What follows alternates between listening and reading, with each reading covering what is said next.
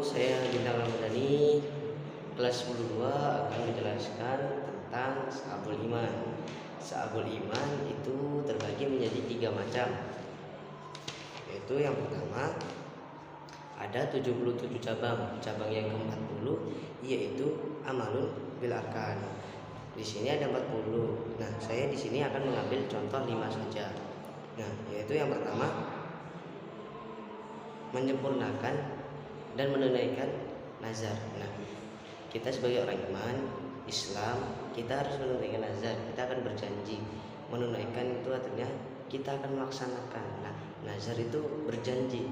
Kita melaksanakan janji kepada Allah. Nah, lalu yang kedua yaitu menunaikan sumpah. Nah, kita orang iman, orang Islam itu bersumpah kepada Allah bahwa kita itu Islam, bahwa kita itu iman kepada Allah. Lalu yang ketiga yaitu menunaikan kafarah. Nah, ketika kita mendapatkan atau diqadar oleh Allah salah, maka kita harus siap untuk mengamalkan kafarah yang telah diberikan oleh Allah. Nah, lalu yang keempat yaitu menutup aurat. Ini menutup aurat baik bagi laki-laki maupun perempuan. Kita dimanapun berada supaya harus tutup aurat, walaupun di rumah. Kalau ada orang laki-laki maupun perempuan yang bukan muhrimnya di situ, maka kita harus menutup auratnya. Nah, adapun aurat perempuan yaitu dimulai dari ujung kepala sampai ujung kaki, yang boleh terlihat hanya wajahnya saja. Nah, lalu kalau auratnya laki-laki itu lutut sampai pusar. Nah, jika tidak ada hubungan, tidak ada mahramnya, nah itu jangan sampai kita melihatkan auratnya kita. Nah, lalu yang kelima yaitu melaksanakan kurban.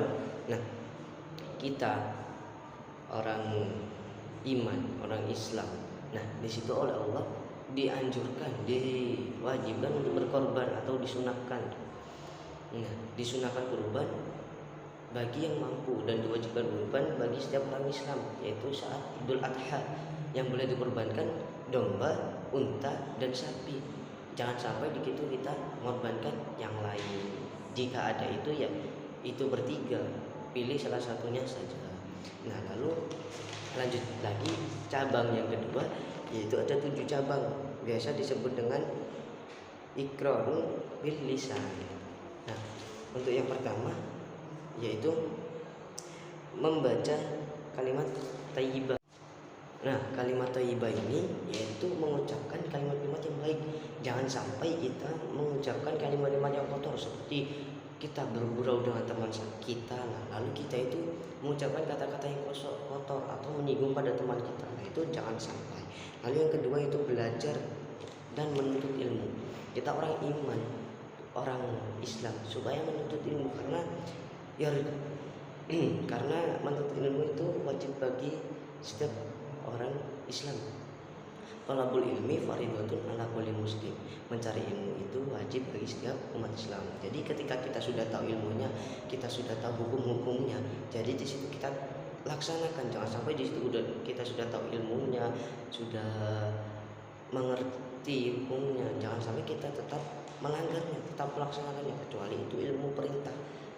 Kita diperintah oleh Allah untuk sholat, untuk zakat, untuk zikir kurban, nah itu kita perintahkan. Tapi ketika di situ ilmunya membahas tentang larangan, jadi ya kita pahami lalu kita laksanakan, jangan sampai kita melanggar larangan tersebut. Lalu yang ketiga yaitu zikir kepada Allah atau istighfar, yaitu dimanapun berada supaya kita bisa istighfar, astagfirullah. Nah, lalu yang keempat yaitu menghindari bacaan yang sia-sia, menghindari omongan yang tidak ada gunanya. Ketika kita mau berbicara ya maka kita berbicara secukupnya saja. Jangan sampai di situ kita bicara yang hanya untuk bergurau, yang hanya untuk mengolok-olokkan teman kita, saudara kita. Itu jangan sampai. Lalu yang kelima membaca kitab suci Al-Quran. Nah, itu orang iman kepada Allah supaya membaca Al-Quran yang di situ oleh Allah telah diciptakan.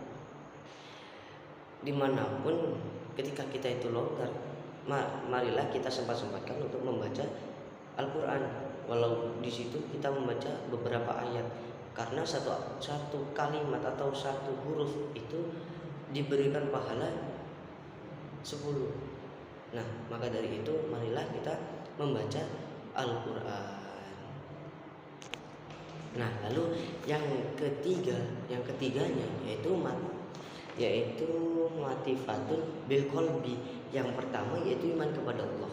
Kita supaya percaya bahwasanya Allah itu ada, walaupun di sini tidak ada wujudnya, tidak ada bentuknya. Walaupun di situ kita tidak tahu Allah itu bagaimana, ada apanya. Nah, di situ kita harus tetap percaya. Itu yang disebut iman kepada Allah. Nah, lalu yang kedua iman pada malaikat Allah. Kita iman kepada malaikat Allah yang telah diciptakan oleh Allah di situ. Yaitu contohnya malaikat Israil, Israfil, Munkar, Nakir. Nah, di situ supaya kita beriman kepada malaikat tersebut. Lalu yang ketiga iman kepada kitab-kitab Allah. Kita supaya iman kepada kitab-kitab Allah yang telah diturunkan oleh Allah, seperti Al-Quran, supaya kita imani di situ, supaya kita amalkan, supaya kita baca dan kita percayai bahwa isi-isi Al-Quran itu adalah nyata, adalah benar. Jangan sampai di situ kita tidak percaya.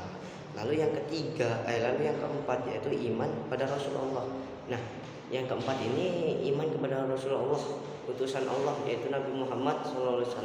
Nah, beliau yang membawa kebenaran dalam Islam ini. Jangan sampai kita di situ tidak mempercayai bahwa adanya Rasul, bahwa kita itu harus beriman kepada Rasul. Nah, lalu yang kelima, iman kepada takdir Allah. Nah, kita sebagai orang Islam supaya kita iman kepada takdir-takdirnya Allah, percaya bahwasanya contohnya ketika kita ditakdir oleh Allah sukses, nah itu janganlah kita